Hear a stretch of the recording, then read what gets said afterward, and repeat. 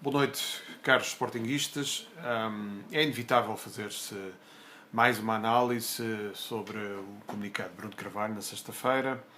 Eu deixei passar o fim de semana, ganhámos ontem, que foi uma vitória muito importante, e hoje acho que já há condições, mais a frio, para se fazer uma análise ao comunicado que foi lido na sexta-feira pelo Bruno Carvalho.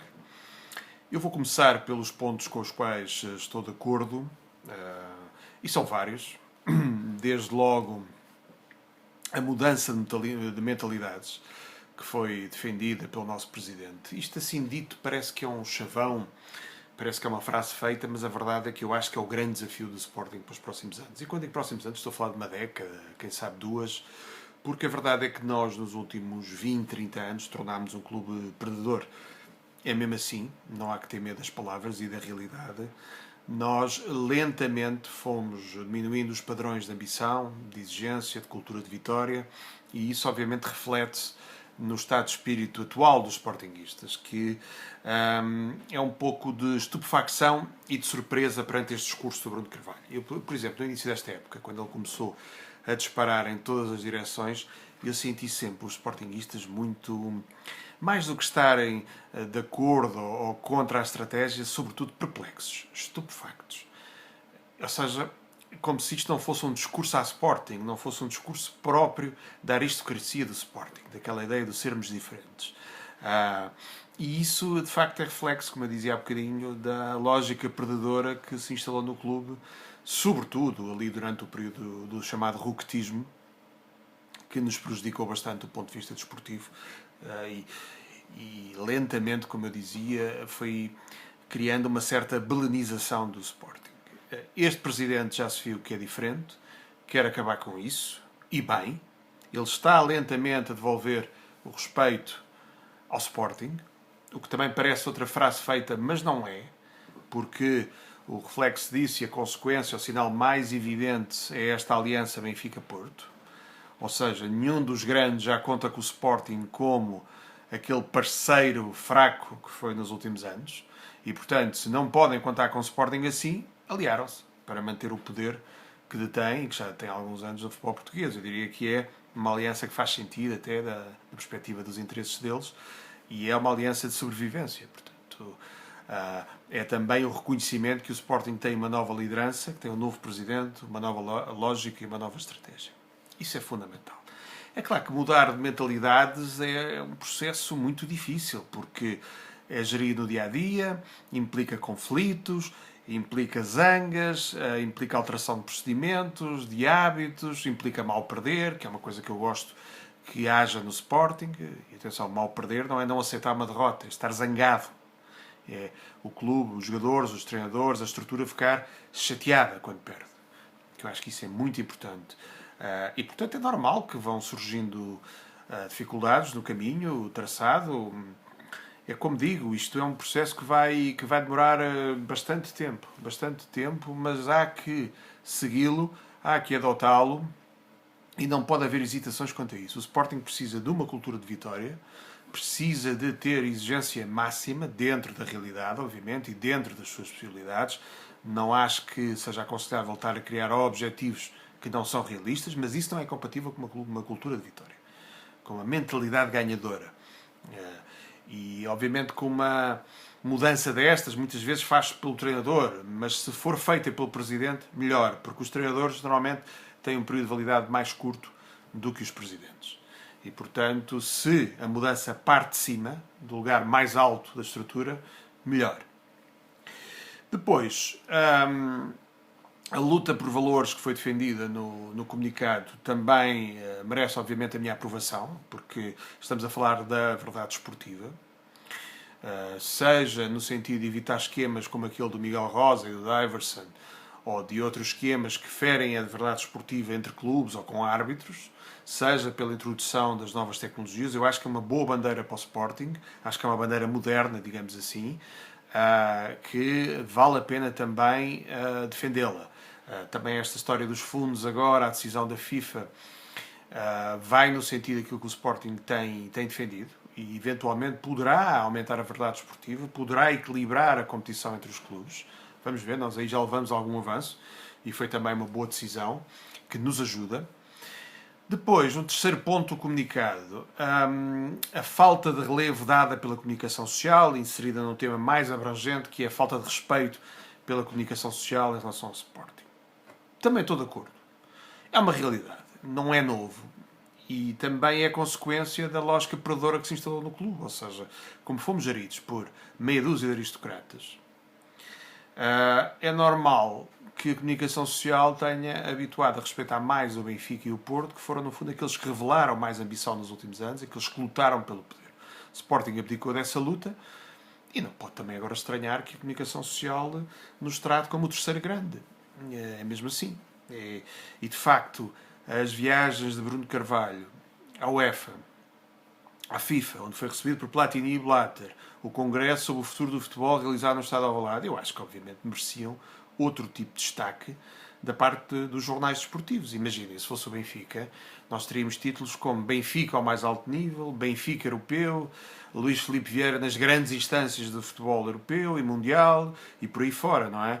Portanto, há essa diferença de tratamento, ela é absolutamente indiscutível, e é algo com que nós também vamos ter que continuar a lutar. Quer dizer, a mudança, repito, não se faz de um dia para o outro, é preciso paciência, há altos e baixos, há avanços e recuos, mas todos temos que ser pacientes, firmes e confiantes, porque é uma estratégia que vale a pena executar, é uma estratégia que vale a pena seguir. O Sporting não pode perder mais tempo, nós já perdemos muito tempo e temos que aproveitar este presidente para, de facto, revolucionar a nossa cultura futebolística, a nossa cultura desportiva.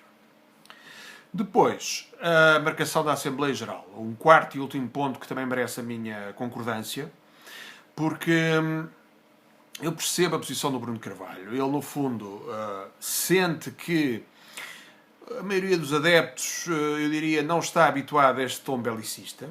Não está. Que a maioria dos adeptos estranha este isolamento face ao futebol português, face à Liga, face ao poder do nosso futebol, e que fica preocupada. Como nós nunca andámos nos últimos tempos nestas andanças, é natural que as pessoas, enfim, desconfiem deste tom de guerra que incomoda muitos sportinguistas, não tenham dúvidas. Designadamente aqueles que votaram no José Coceiro, os chamados sportinguistas do antigo regime, da velha guarda, como quiserem chamar. É uma realidade que existe no Sporting, e nesse sentido eu percebo que a direção pretenda que este caminho seja sufragado em Assembleia Geral, porque é um caminho de isolamento, para já, mas que é necessário, nós não temos alternativa, não nos vamos aliar a Benfica e Porto, como é evidente, isso seria um retrocesso. É um caminho de luta pela verdade esportiva. Por exemplo, esta queixa que apresentámos contra o Benfica, eu acho que deve ter criado alguma surpresa em muitos sportinguistas, já não digo benfiquistas, porque de facto não é normal. Aliás, o nosso Presidente utilizou uma boa imagem aqui há uns tempos, num programa da Sporting TV, na hora do Presidente. O Sporting era como um cachorrinho. Ou seja, era um clube que se estava a tornar o Belenenses, a Académica. E atenção que eu não estou a exagerar. Se o Jair Godinho Lopes tem continuado a presidir aos nossos destinos, era esse o nosso caminho. Completamente subserviente ao Pinto da Costa, e tornávamos, de facto, estávamos a tornar um clube simpático, pelo qual as pessoas começavam a ter simpatia que decorria da pena, bem entendido, não é? Coitados, nunca ganham nada, e é pena, de facto, porque é um clube simpático, o meu marido, a minha mulher é de Sporting e tal.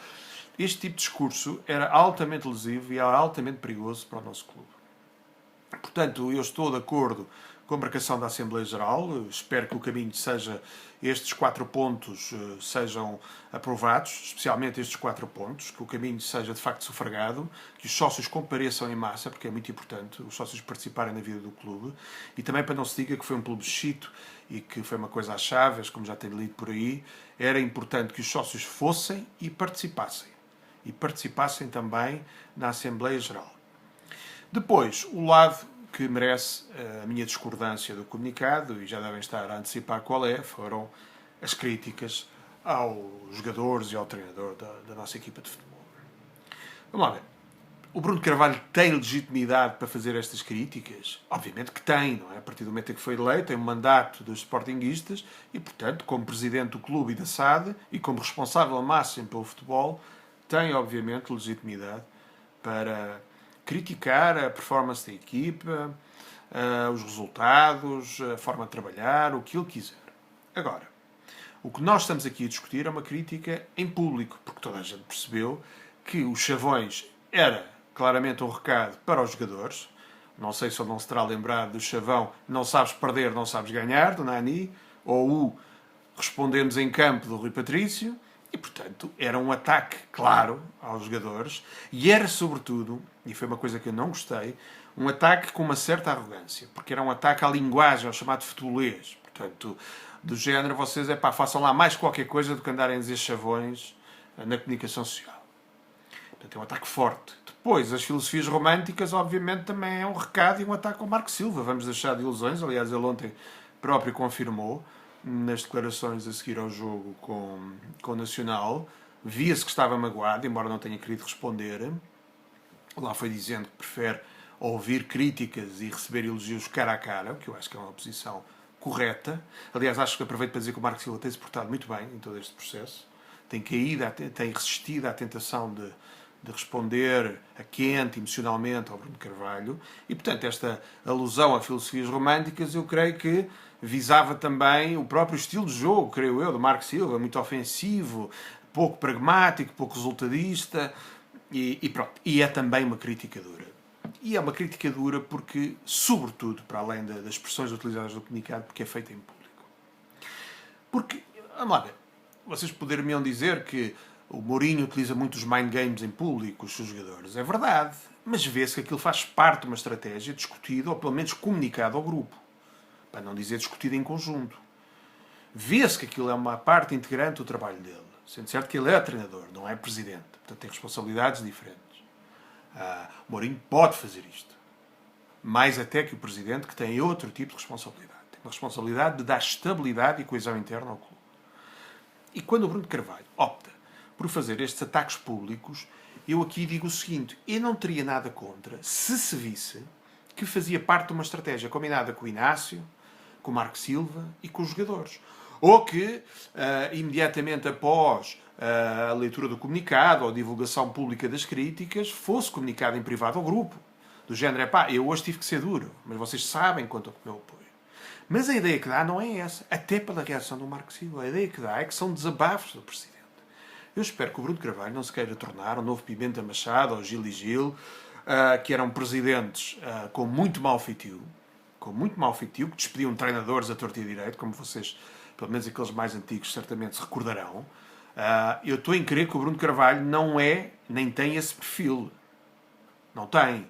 Porque eu acho que o Bruno Carvalho defende mais a estabilidade do que parece, defende mais a aposta nas suas escolhas daquilo que porventura alguns pensarão, e, portanto, eu espero bem que tenhamos um presidente ciente das suas responsabilidades e, sobretudo, ciente da forma como se deve liderar um grupo de futebol. E estes desabafos, e já não é o primeiro, este foi o segundo, o primeiro foi aquele no Facebook, embora apresentem a responsabilidade do próprio presidente, a verdade é que ficamos todos com a ideia que ele só se responsabiliza para depois poder criticar a seguir. Se eu defendo que os jogadores devem estar imunes à crítica, devem ser tratados como umas vedetas, não, obviamente que não.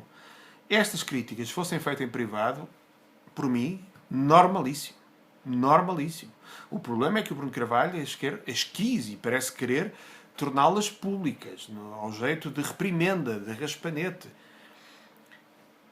Insistindo, e como disse há pouco, se estes comunicados, se estes textos no Facebook fizerem parte, e nós não sabemos, eu aqui também estou obviamente a especular, se fizerem parte de uma estratégia definida e delineada por todos aqueles que integram a estrutura do futebol, que vise melhorar a mentalidade, os resultados, a competitividade da equipa, eu sou o primeiro a aplaudir e a aprovar. E eu espero bem que seja, porque nós não sabemos se isto foi combinado ou não. Dá a ideia que não. Dá a ideia que são momentos do Presidente que entende que estas raspanetes em público, estas reprimendas públicas, fazem bem à equipa. Mas o Presidente tem que entender, para além daquilo que eu já referi há pouco, que há limites na linguagem. Há limites na linguagem. E ele faz lembrar um bocado o próprio tio dele, para aqueles que se lembram, o Almirante Sem Medo, não é? O Pinheiro de Azevedo, que também dizia o que lhe apetecia.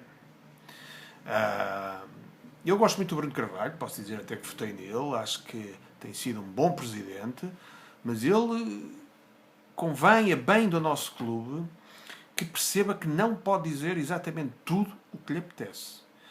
Que prefira que aplique mais a crítica cara a cara com o Marco Silva, com os jogadores, ele está lá todos os dias. Eu creio que isso será um caminho mais aconselhável, mais seguro e que garantirá um futuro melhor para o Sporting. Depois, a referência que ele fez aos jogadores da equipa B como os reforços potenciais do mercado de inverno. Eu acho aí que ele quis... teve dois objetivos com essa declaração. Dizer ao Marco Silva e a todos os sportinguistas que estão à espera que o plantel seja retocado agora no inverno que não há dinheiro. E, portanto, que a política da austeridade é para manter. E depois, porventura, terá querido dar moral aos jogadores da equipa B que vão disputar a Taça da Liga. Penso que aí é um ponto neutro, ou seja, que nem merece a minha concordância nem discordância, porque se é certo que não se deve falar também de reforços da equipa em praça pública, também não acho que tenha sido assim tão grave, porque, enfim, se virmos pelo lado positivo, acabou por dar moral aos jogadores da equipa B. Em suma, vamos terminar este ano de 2014 ainda com um jogo em Guimarães para a Taça da Liga. Estou curioso para ver qual é a equipa que vamos apresentar. São os tais miúdos mais os 5 séniores. Em todo o caso, este foi mais um ano importante para o Sporting. Foi um ano positivo, apesar deste início da época não estar de acordo com aquilo que fizemos no ano passado. Vamos ter esperança em 2015. Vamos continuar este caminho, traçado por esta direção. Vamos, mais uma vez, aqui o digo, comparecer na Assembleia Geral, porque é importante definir uma estratégia e aprovar uma estratégia para o clube, porque nos responsabiliza e nos faz estar mais perto da vida do clube. É importante sabermos como é que a direção se move no nosso futebol, quais são as ideias da direção e não apenas sabemos pelos jornais. E não atuarmos apenas em funções de resultados. Aproveito para desejar um bom Natal a todos os sportinguistas e um feliz ano novo.